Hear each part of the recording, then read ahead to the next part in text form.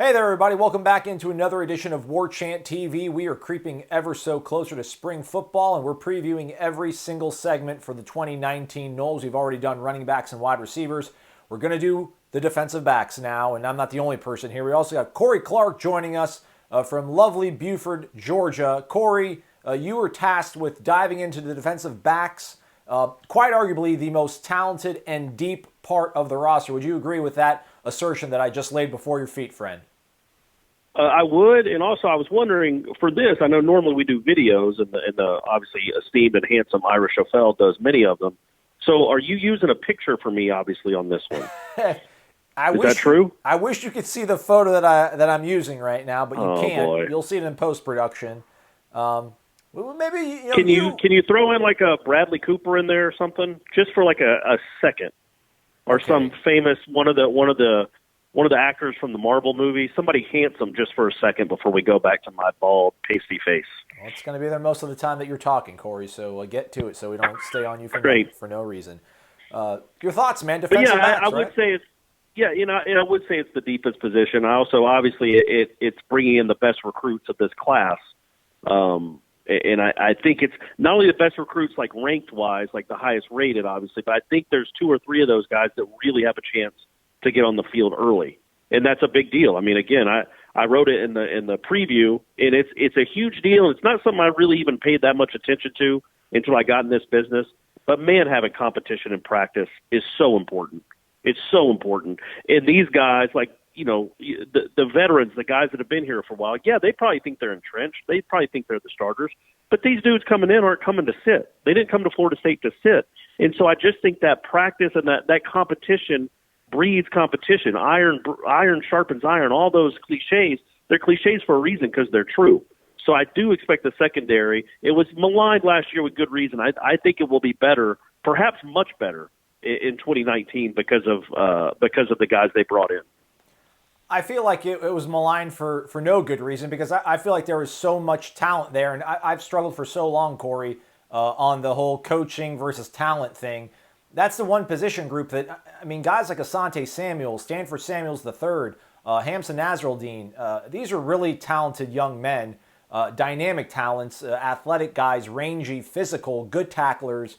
And for whatever reason, when the ball was in the air, they just never knew when to turn around. And I don't know how much of that we can keep pinning on them. But to your point about these young guys coming in and pushing them, I mean, outside of Akeem Dent, maybe Brendan Gant, I just feel like there's too much talent already here. And then we forget about Levante Taylor. I just think that those guys are going to be relying on Levante Taylor, Asante Samuel, Stanford Samuels III.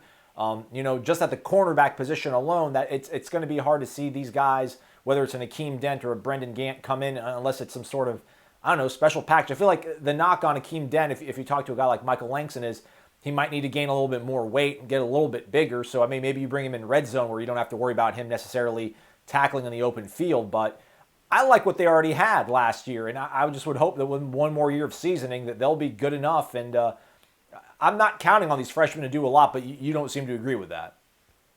Well, no, I think some of them will get on the field. The way they talk about Travis Jay and the way they talk about Akeem Dent, I don't expect them to sit. I mean, Asante Samuel and A.J. Litton got on the field. We are going with Litton, right? Or is it Lighton? It's Litton. Remember? Okay, I'm going to ask that. I'm going to ask that until he graduates. Okay.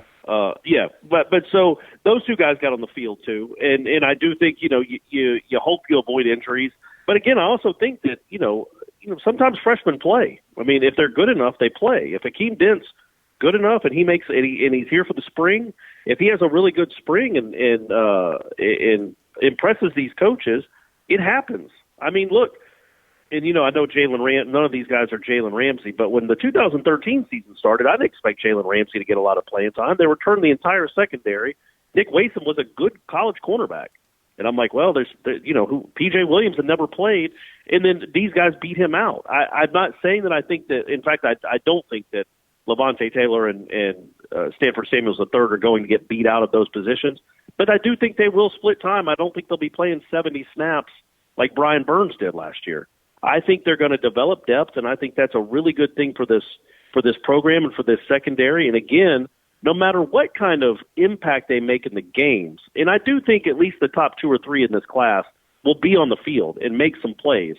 I just think it really, really helps them to have those guys at practice, pushing those other guys. Because if you're A.J. Litton or if you're Asante Samuel and you think you got everything made because you were good last year and you're a sophomore now and you're going to get some more reps, well, these guys are coming in to steal your reps. They want them. Plus, you got to play 5 or 6 DBs at a time sometimes in the ACC with all these pass-happy offenses. So I do think a couple of those guys will get serious playing time in the fall. All right, then let's, I guess, then look at it from a macro level. And we've talked about certain players at certain positions. I mean, I think we've factored in safety there as well with some of the guys that we mentioned. So, I mean, ultimately, I mean, we'll find out when spring football starts. But, I mean, just where do you sit in terms of your optimism for this back end of this defense living up to what we thought they were going to be in 2018 and what they can do in 2019 and ultimately how vital they'll be to Florida State's defensive success this season? Yeah, I think Stanford Samuels is a good college football player and is going to be a pro. I also thought that about Levante Taylor until this past year. The difference is that we didn't know it at the time, but apparently Levante was dealing with, well, we knew about the hamstring, but then the back issue. And, you know, that guy, you know, we the perception now, and I get it because it's the most recent, it's the recency bias, is that he's not a great cornerback or even a good cornerback because he wasn't good in 2018. But that dude was superb in 2017. He was one of the best players on the team, and he was really good in August during preseason camp. And then he had he didn't have a good first game, and then I think he got hurt. I think he was banged up, and it showed. If he's healthy, that guy's a difference maker. I do think that him getting back is a really big deal. And then also I think those two guys that I mentioned, the two rising sophomores, and Litton and Asante Samuel, they might have NFL futures.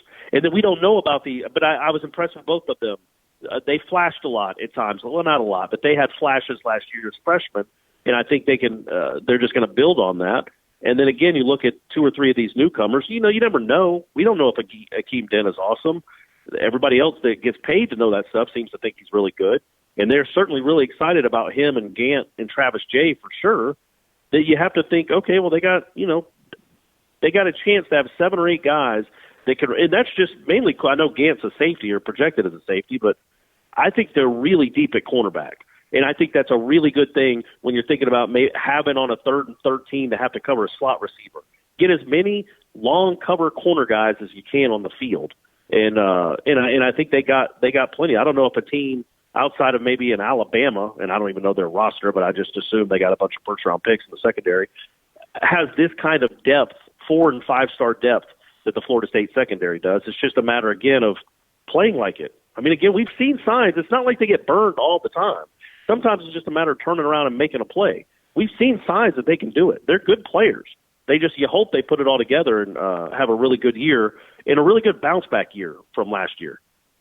He's Corey Clark. I'm Aslan. That's the latest on the defensive backs. We'll be back with another edition of Spring Football Previews with our latest segment later on the week. By the way, tune in and subscribe to the podcast that Corey and I do every single day, or most every single day. It's called Wake Up Warchant. Thanks for watching.